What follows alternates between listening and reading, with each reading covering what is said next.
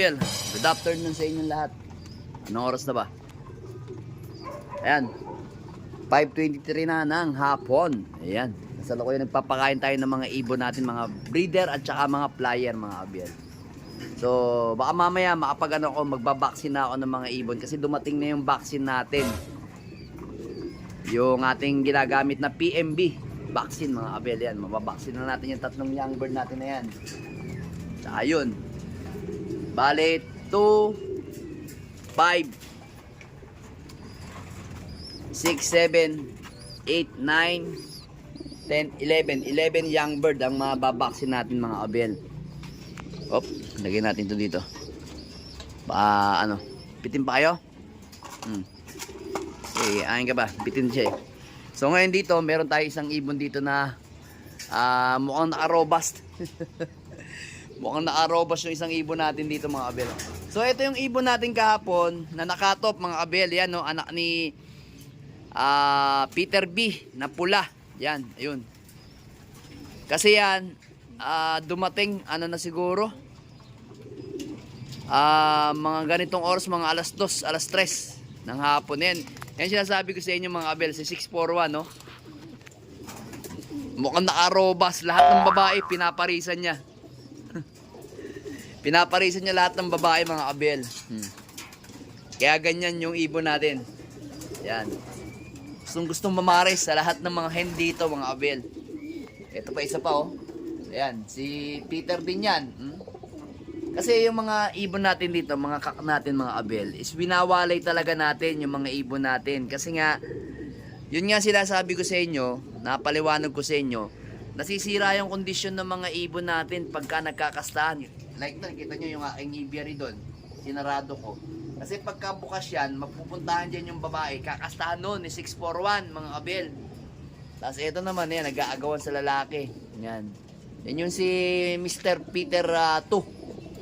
Tapos itong magkapatid na to, si Mr. and Mrs. 3. Miss Peter 3, yan. Yung mga ibon natin. So gustong mangasta, oh. Ayan, oh. Tapos ito, yan, yung ibon natin na to, nakatop na to, gustong kastahan nito ni 641. Kasi nga lahat ng babae kinakastahan niya dito, gusto niya maging asawa. Kasi nga hindi natin siya pinakakastahan. Ang plano ko kasi talaga dyan, hindi ko siya bibigyan ng pares. Pinaparisin niya lahat. Ibig ko sabihin, mga Abel, hindi ko siya pakakastahan sa mga babae dito. Iwawalay ko yung mga yan, mga Abel. Kailangan. Ayan, gustong kumasta, oh. Aray ko. Ano ba yan? Panay kasta na lang gusto mo, ah.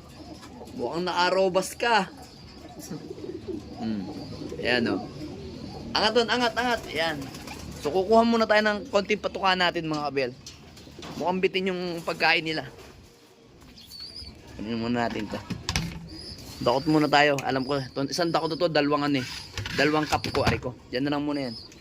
Kasi sila magkakastahan pagka hindi natin binantayan. So, mga ganitong mga panahon, o nasa na kasi kami, mga Abel. Last 3 laps na lang kami ng derby sa norte, mga Abel. Ayan. Last 3 laps na lang kami. So, kailangan natin mabantayan yung mga ibon. Ayan. Kailangan bantay na bantay talaga yung mga ibon na yan. So, ito, kung mapapansin nyo, ayan, wala naman yan. Pang mix lang yan. So, gumagamit din tayo ng golden powder. Ng high protein na ganito sa every Monday. Ayan, oh. Kita nyo, gusto pa rin parang, ayan, lumabo. Ayan, gusto pa rin kumain. Yan talaga yung asawa niya, si Juana. Ito may puti sa ulo, ayun, oh, ni 641. So hindi tayo nagpalipad kaninang umaga dahil nga kararating lang nila kahapon. Lalo na to si 641, malayo na nilipad, Banggar. So kita nyo yung panahon, medyo ngayon gumanda na yung panahon, medyo may kulay blue na. Kanina umaambon-ambon. So ayan, oh. Yan yung mga ibon natin talagang bale kanina nagbigay lang tayo sa kanila. Ayan, ayun yung inumin nila.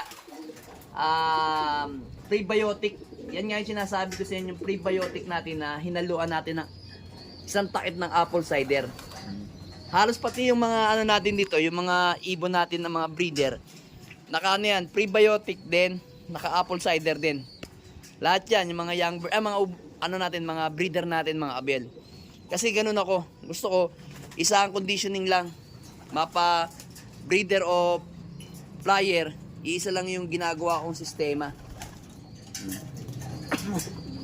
Yan, kita nyo. Yan, kita nyo yung ating 641, no? Na-arobas lahat, gusto parisan. Gusto parisan, no? Kasi maya-maya, pagkatapos nilang kumain, hihiwalay ko na uli yung barako dyan, mga abel. Ganyan lang talaga ako, pagka ano, binabantayan ko sila, binabantayan ko yung kanilang pagkain para nakikita ko yung galawan nila. Yan, nakikita ko yung galawan ng mga ng mga young bird natin.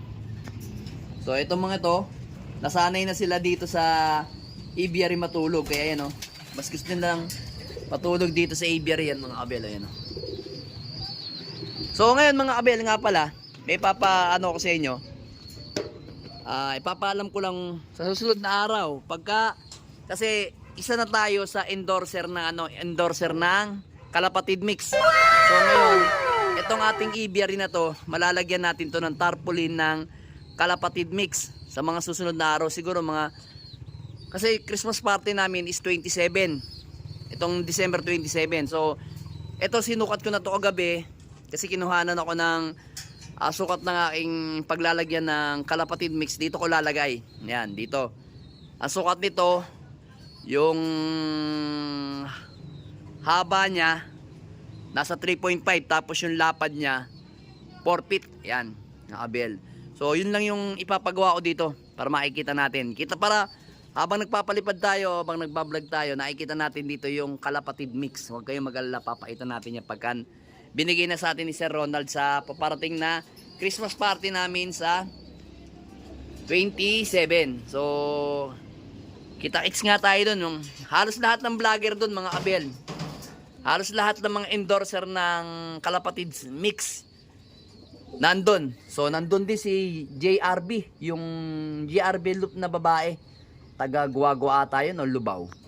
So yun, makakasama rin natin yun, mga abel, sa 27, mga abel.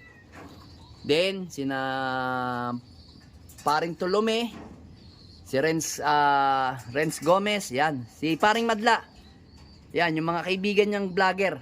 So makakasama nga natin sa paparting na 27. So sinali lang ako ni Paring Madla sa GC din, sabi nga, isa na rin ako sa kasali sa endorser ng Kalapatid Mix. So ngayon, alam ko sa 27 niya, Christmas party, tapos meron kaming yun nga, ayaw ko, exchange gift ata yun. So magbablog tayo doon.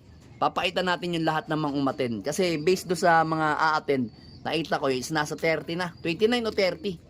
30 pieces. So, doon nga pala, parang hindi makaka-attend si Reggie Cruz. So, meron daw sila kasing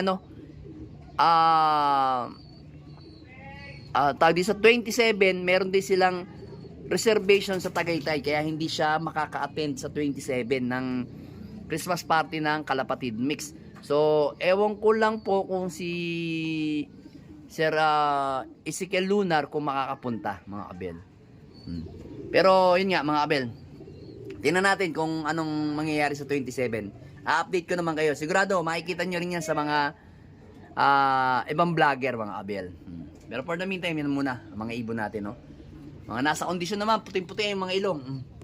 Ito, may kaarga na natin to sa sa BBC sa Tuesday. Ito, yan, derby na to. Derby na din, ayun. Then yung na-cut off din natin, ide-derby din natin. Mahirap kasi pagka malapit talaga naka-cut off yung mga ibon. Pero tingnan natin sa sa first lap all bird ata yun eh, yan, yung ating Miss Peter 3. Yan, si Mr. Peter 3. Si Mr. Peter 2. Yan. First clutch, second clutch. Then ito naman, apo ni Peter yan. Apo na lang ni Peter to. Yan. Yan Bale, magpinsan yan. Magpinsan yan. Isa, dalawa, tatlo, Pinsan nila to, yan. Halos ito magkakadugo rin lang mga abel, oh. Peter lahat yan eh, yan oh, mga yan oh, Peter. Then dito, ito Peter din to. Yan, itong dalawang to magkapatid na yan, Peter yan. Ayun, Peter din. Iyang whitetail na yan, at saka to, iisa lahi niyan, iisa magulang. Ito pa, Peter, si Juana. So, yan lang. Muna mga abel, ang update natin sa mga ibon natin. So, ready tayo sa paparating na derby ng PUF sa Friday sa Atimonan, Quezon. Alright. Subscribe!